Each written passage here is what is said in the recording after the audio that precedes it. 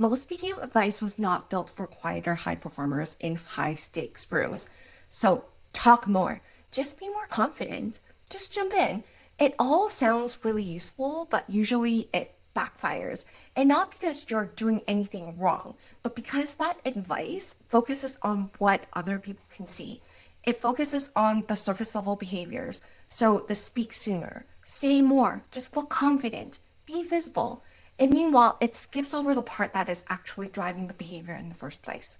So in this video, I want to break down why so much advice around speaking up falls flat at work, especially for thoughtful, quiet professionals, and what actually matters if you want change that feels real and can last. So by the time someone is searching for help with speaking up, they have usually tried the obvious advice. So they've told themselves, stop overthinking. They've tried to push through nerves. They have promised themselves that next time they will just say something earlier. And then the meeting happens. The same pressure shows up, and they walk away feeling frustrated with themselves all over again. And this is where most people get stuck. Because when the advice only addresses that behavior without understanding the beliefs, the emotional patterns, and the self-protection underneath of it, you end up trying to correct the output without understanding all of the inputs from your lived experiences. And that usually makes people harder on themselves and not more effective. So a lot of speaking out advice is built around what looks visible from the outside. Like when your manager tells you they want to hear more of your thoughts. And that advice is really appealing because it's meaningful and it's simple. It gives you the sense of belief that your leader trusts you. But meaningful doesn't always mean it's useful, because what people see on the outside is only the final behavior. They see the silence. They see someone missing the moment. They don't see the internal sequence that's actually leading up to that moment. So they're not seeing the pressure building up inside of you. They don't see the conditioning that you were raised with that makes it hard to overstep or not sound foolish or not to take up too much space. And they don't see your nervousness starting to act up before you even open your mouth. So when the advice starts and ends with, I want to hear more of you, or just speak up, it completely skips over the internal machinery that's driving the behavior. And when you skip that part, people will end up trying to force a new action without really understanding what the old one keeps repeating. So that's why so much of this advice feels motivating for about 5 minutes and then it falls apart in the actual meeting. So one of my clients who is at a director level is extremely strategic, but people don't see that side of her. And she kept getting advice like, share your thoughts. And she tried. Every single moment she was in front of the leadership team, she tried to share her thoughts. But the words just never exited from her mouth. And we started to work together. One of the things that she realized is that she has a really deep respect for hierarchy. So when senior leaders are in the room, she felt like her words just didn't matter.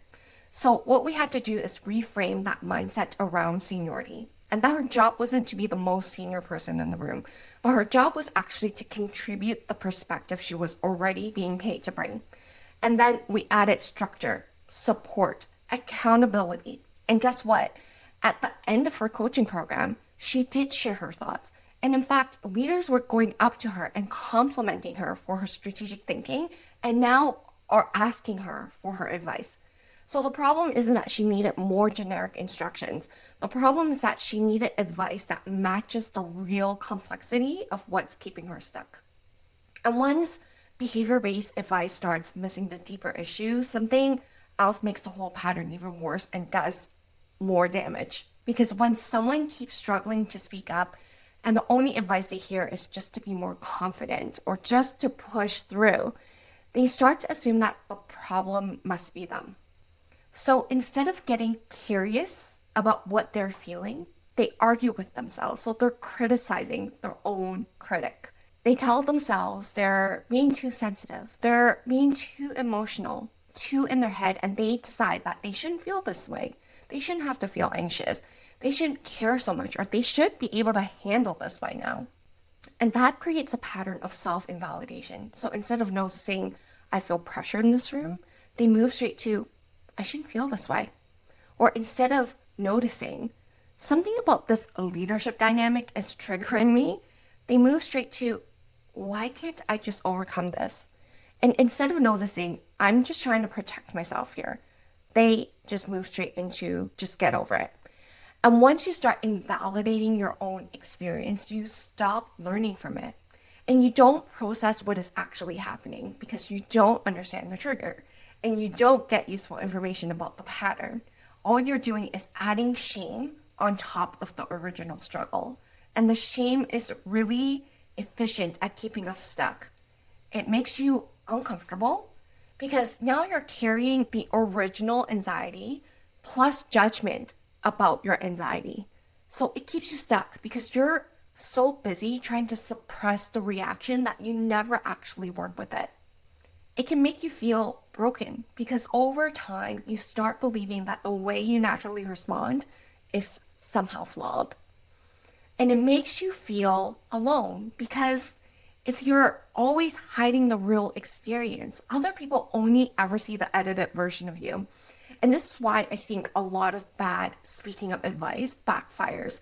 It doesn't just feel to help, it actually teaches people to distrust their own internal experience.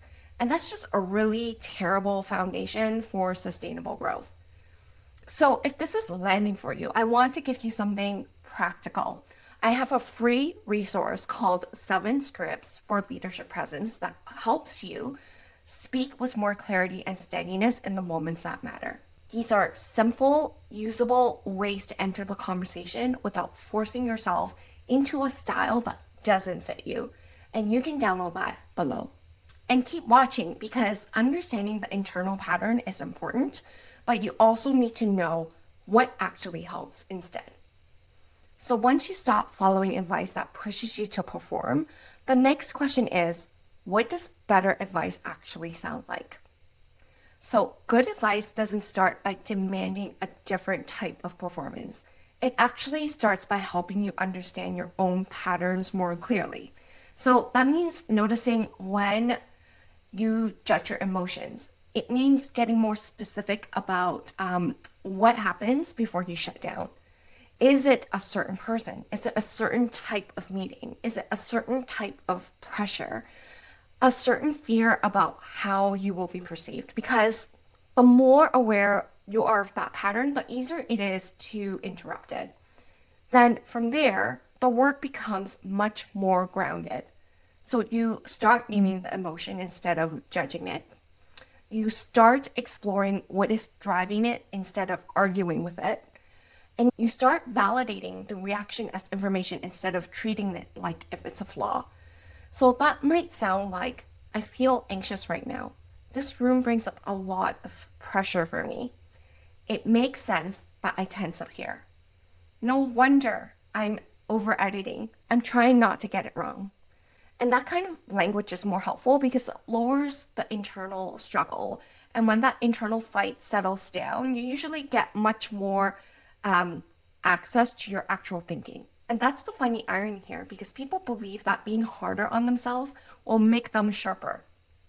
But what actually helps is being more honest and building an honest relationship with what is happening inside you, paired with practical tools that's going to help you contribute more effectively.